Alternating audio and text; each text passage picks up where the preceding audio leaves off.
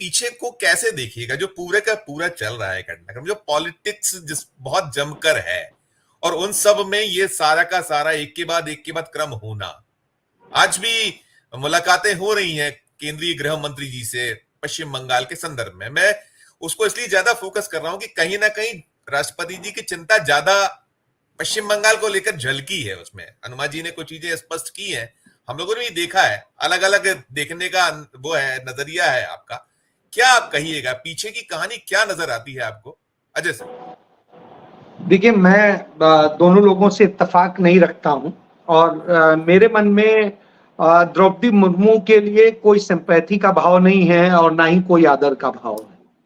मैं पहले ही क्लियर कर दूं, मैं कोई आदर नहीं रखता हूं। मैं, और आप जानते हैं मेरा चरित्र इस तरह का है, मुझे जो कहना होता है मैं कहता हूं, मैं उस पर वो नहीं पलटता नहीं जी। तो कुल मिला के मेरा अपना ये है कि वह श्रूड पॉलिटिक्स का हिस्सा है और वही कर रही।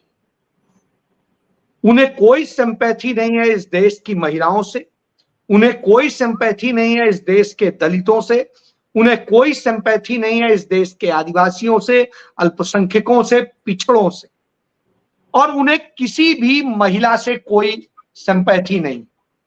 उन्हें सिर्फ अपनी कुर्सी, अपने जो जिसके बूते उन्हें सब कुछ मिला है। आज हिंदुस्तान की सबसे प्रिविलेज्ड महिला कौन है? द्रौपदी मुर्मू। आज सबसे ज्यादा ताकतवर महिला कौन है? द्रौपदी मुर्मू। सारी ताकत है उनके पास। और आपको बताएं, संविधान एक उन्हें अधिकार देता है राष्ट्रपति का रेफरेंस जारी करने का। वो अधिकार मैंने देखा था शंकर दयाल शर्मा को इस्तेमाल करते हुए। उन्होंने उसी का इस्तेमाल करके राम मंदिर के लिए जो जमीन मिली, जिस बेस पर पूरा सुप्रीम कोर्ट का मुकदमा जीता गया, जजमेंट पढ़ लीजिए, उसी पर आधारित था कि राष्ट्रपति जी के जो विशेष रेफरेंस के ही कारण सारे मुकदमे एक मुश्त होकर के और हाईकोर्ट में सुनवाई की गई थी, डिफरेंट कोर्ट्स में जो थे। मैंने चूंकि वहां रिपोर्टिंग की थी इसलिए मैं कह सकता हूं।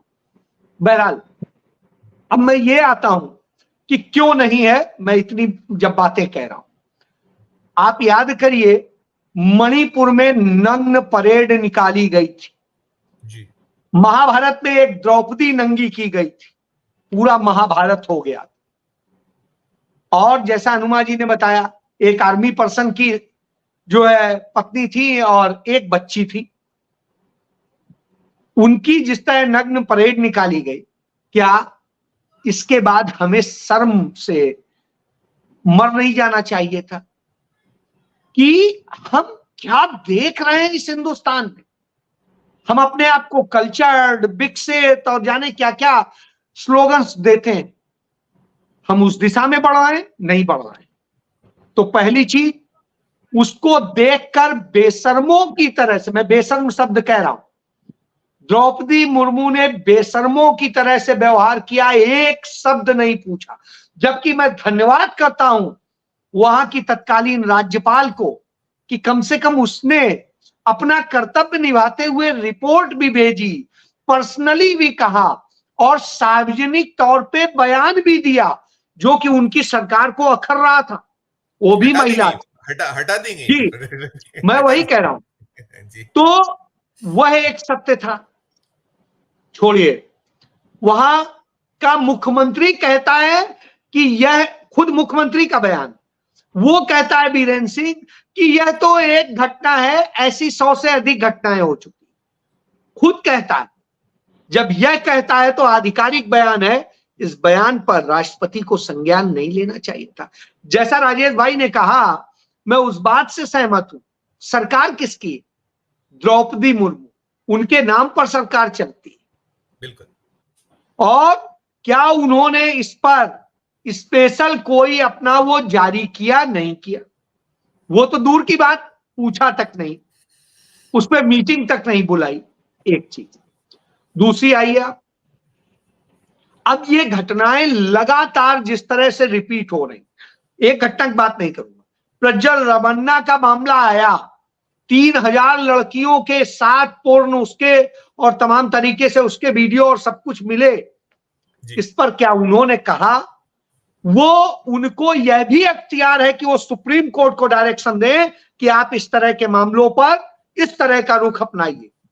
उन्हें यह भी अधिकार है कि वो सेना को कहें, सेना अध्यक्ष को बुलाएं और बोले कि आप वहां यह घटनाएं हो रही हैं, आप इस पर वहां की सरकार के साथ मिलकर के स्ट्रेटजी में हिस्सेदार बनिए। उन्हें पूछने की जरूरत नहीं है, वो तीनों सेनाओं की सेना अध्यक्ष भी है, जी। तो जुडिशियरी की भी अध्यक्ष है। मैं छोड़ दीजिए नरेंद्र मोदी की बात, मैं नहीं करता हूं, ना विधायिका की करता हूं। इस दो जगह तो आप बोल सकते थे, नहीं बोले आप, कोई बात नहीं। इसके बाद ये घटनाएं जैसे मैं कह रहा हूं लगातार होती आ रही। मुरादाबाद में एक लड़की 1 किलोमीटर से अधिक नग्न भागती है, उसके साथ गैंगरेप होता है। सीसीटीवी कैमरे में पूरी फुटेज वो हुई। क्या उसको लेके रिपोर्ट मांगी, कुछ कहा एक बार? नहीं। चलिए छोड़ दीजिए। महिला पहलवान उसी संसद भवन, उसी राष्ट्रपति भवन और सब जगह चिल्ला रही थी, लाठियां खा रही थी, बाल पकड़ के खींचे जा रहे थे।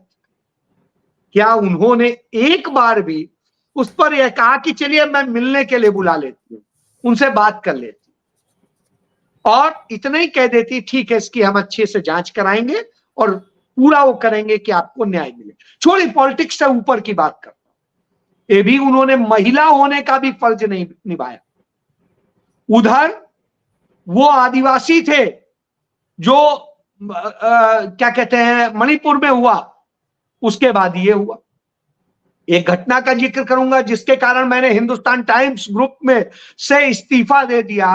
वो घटना थी मध्य प्रदेश की, जब आदिवासी के ऊपर वो कौन शुक्ला करके लड़का था, उसने पेशाब की थी और उसको लेके मैंने द्रौपदी मुर्मू को जाने क्या लिखा था ट्वीट पे, और मेरी कंपनी ने मुझे उस पर यह कहा कि आप कंपनी के शीर्ष पद पर हैं और ऐसी स्थिति में आपको, तो मैंने कहा कि जब मेरी भावना में है मैं वो तो लिखूंगा। तो उन्होंने कहा अब इसकी तो परमिशन नहीं है कि आप सोशल मीडिया पे इस तरह लिखें। तो मैंने कहा तो मैं रिजाइन भेज रहा हूं, और मैंने चंद मिनट में रिजाइन कर दिया था। मैं भी कहता क्यों, मेरा क्या जा रहा है, 5 लाख रुपए महीने की नौकरी है, मैं तो गाड़ी बंगला सब कुछ मैंने छोड़ दिया। तो यह मैंने करना स्वीकार किया। मैंने कहा कुछ नहीं सही, मैं स्वीकारूंगा। और ये एक बार नहीं हुआ, मैंने 2-3 बार इसी तरह से किया। बहरहाल चलिए छोड़िए, उस पर अपने पे चर्चा करने के लिए नहीं बैठा हूं। इसके बाद में दूसरी चीज ये करूंगा कि अभी बरेली में 9वीं की छात्रा के साथ गैंग रेप होता है, उसकी एफआईआर दर्ज नहीं की जाती। अभी परसों की बात, एफआईआर दर्ज नहीं की जाती है और वो आत्महत्या कर लेती है। क्या इस पर नहीं बोलना चाहिए? अभी हाल ही की घटना है, अंबेडकर नगर, लड़की, उसका पिता जाता है थाने, एफआईआर दर्ज कराने के लिए गिड़गिड़ाता है, सब कुछ करता है, गैंग रेप हुआ होता है, एफआईआर दर्ज नहीं की जाती है, वो आत्महत्या कर लेती है। 2 उदाहरण। बिल्कुल तीसरा, बिल्कुल, जी जी, नहीं मैं कह रहा हूं ना, मैंने तीसरा, चार नरेंद्र लाख मोदी के निर्वाचन क्षेत्र में आईआईटी जैसे प्रतिष्ठित संस्थान में लड़की के साथ, छात्रा के साथ गैंग रेप होता है।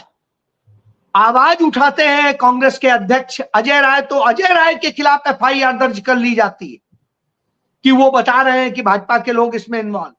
बाद में निकलता भी वही है, लेकिन न प्रधानमंत्री न राष्ट्रपति किसी के मुंह से। मैं ये उदाहरण सिर्फ इसलिए चंद उदाहरण दिए हैं, छोड़ दीजिए, मैं इसके आगे नहीं जाऊंगा। एक उदाहरण और दे दूंगा। 2 दिन पहले गाजियाबाद में एक महिला निर्वस्त्र मिलती है, सड़क के किनारे बैठी होती है। क्यों? क्योंकि उसके साथ वो जा रही होती है, उसके बच्चों को उसको वो पकड़ लिया जाता है और उसे गैंगरेप किया जाता है, और वो होता है वो बैठी। राष्ट्रपति भवन से वहां की दूरी 35 किलोमीटर की।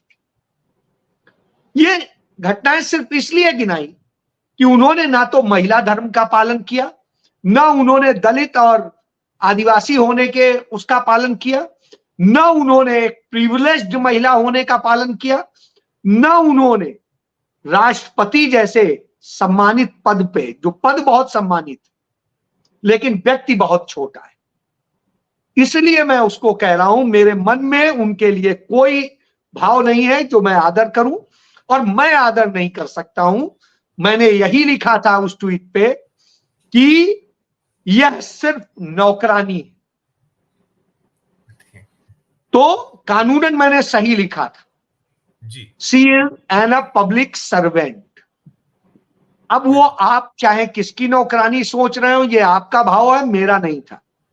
संविधान पब्लिक सर्वेंट कहता है, तो वो सिर्फ नौकरी कर रही है, बस, इससे ज्यादा कुछ नहीं। अजय सर, जो बात है अनुमा जी कह रही है, हम तो इसी पे कर रहे थे कि अब जो सेना का जिस तरीके से राजनीतिकरण होने लगा, अब तो न्यायपालिका से देखिए ना कि कुछ तो यह है कि सिटिंग जज इस्तीफा देते हैं और अगले दिन आ जाते हैं वो राजनीति में, भारतीय जनता पार्टी ज्वाइन कर लेते हैं। कैसे बात बनेगी, कहां से होगा? अब हम बार बार ये देखते हैं कि जो हालात हैं कि मतलब रेप और मर्डर का एक ऐसा हर दूसरे दिन हो रहा है, और जो मतलब अगर आप देखें पिछले 24 सालों का इतिहास उठा तो 5 फांसी की सजा है, मात्र 5 लोगों को ही, इसके अलावा नहीं हो पाया। कैसे बात बनेगी, कहां से होगा? जिसका जो दायित्व है उसका निर्वहन करी ना सिर्फ और सिर्फ राजनीति। अजय सर, मैं एक छोटा सा उदाहरण देता हूं। मैं दैनिक जागरण लखनऊ में उन दिनों इंचार्ज क्राइम रिपोर्टर होता था, तो मेरा एक स्ट्रिंगर होता था उपाध्याय। मैंने उससे कहा तुम लॉ कर लो, तो तुम्हें मैं लॉ करेस्पॉन्डेंट अपॉइंट करा देता हूं, तो वो हो जाएगा। उसने भगवान के पास कर लिया, संघ से जुड़ा हुआ था तो जाता रहता था। आजकल बॉम्बे हाई कोर्ट का चीफ जस्टिस। My God. मैं ये उदाहरण इसलिए दे रहा हूं कि महाराष्ट्र में बदलापुर में एक भाजपा नेता के स्कूल में बच्चियों के साथ जो होता है बीभत्स घटना है, दुखद घटना। उस पर, उस घटना के विरोध में कोई बंगाल की तरह हिंसक और वो प्रदर्शन नहीं था, एक शांतिपूर्ण बंद का आह्वान किया गया। वहां कहा गया कि नहीं, बंद नहीं कर सकते, और बंगाल में दंगे किए जा रहे हैं, फसाद किए जा रहे हैं, लड़कियों के साथ बदतमीजी की जा रही, और हालात तो ये हैं, वहां के एक सांसद के लिए कहा जाता है कि उसकी बेटी से रेप कर। इस तरह के नारे लगते हो जहां आप एक रेप का विरोध कर रहे हैं और एक बच्ची के लिए कह रहे हैं, शर्मानी चाहिए। हम यदि रेप का विरोध करने बैठे हैं तो वो रेप किसी का भी हो, हमें विरोध करना है। वो चाहे कठुआ में उस 8 साल की बच्ची का हो जो अल्पसंख्यक समुदाय की हो, या यूपी में हो किसी ब्राह्मण बच्ची के साथ हो, उसका भी उतना ही है। किसी दलित बच्ची के साथ होता है उस पर भी उतना ही दुख, आदिवासी के साथ होता है उस पर भी होना चाहिए। तो बराबर दुख। बच्ची बच्ची है, बच्ची की कोई जाति नहीं। पहली बात, महिला महिला है।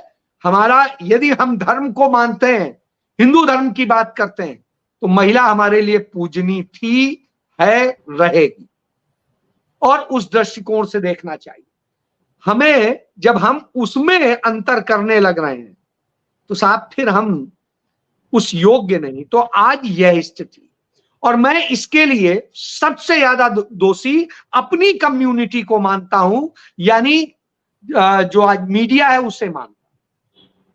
राजेश भाई ने किताब लिखी है मिस्टर मीडिया, मुझे लगता है बहुत सारे लोगों को पढ़नी चाहिए, उससे जिस तरह से नैरेटिव बनाए जाते हैं और वो आएगी। तो मैं इतना ही कहूंगा कि आज मीडिया इस तरह से छांटता है कि नहीं, इसको दिखाएंगे, इसको नहीं दिखाएंगे, इसको इतना चढ़ाएंगे, इसको नहीं चढ़ाएंगे। क्यों भाई? ठीक है, मैं ये भी नहीं कहता हूं कि आप मार्केट में आपको रहना है, मार्केट के हिसाब से थोड़ा सा वो करना पड़ेगा, ऊंचा नीचा, लेकिन पक्षपात इस तरह नहीं करना हो कि कलकत्ता में हुआ गैंग रेप या रेप जो भी हुआ वो तो अपवित्र है, लेकिन कठुआ में हुआ रेप बच्ची के साथ, 8 साल की बच्ची के साथ, वो पवित्र है। जोधपुर के अस्पताल में बच्ची के साथ हुआ रेप पवित्र है। तो आप ये बताइए कि आप ये कहेंगे कि कौन सा रेप सही है और कौन गलत है?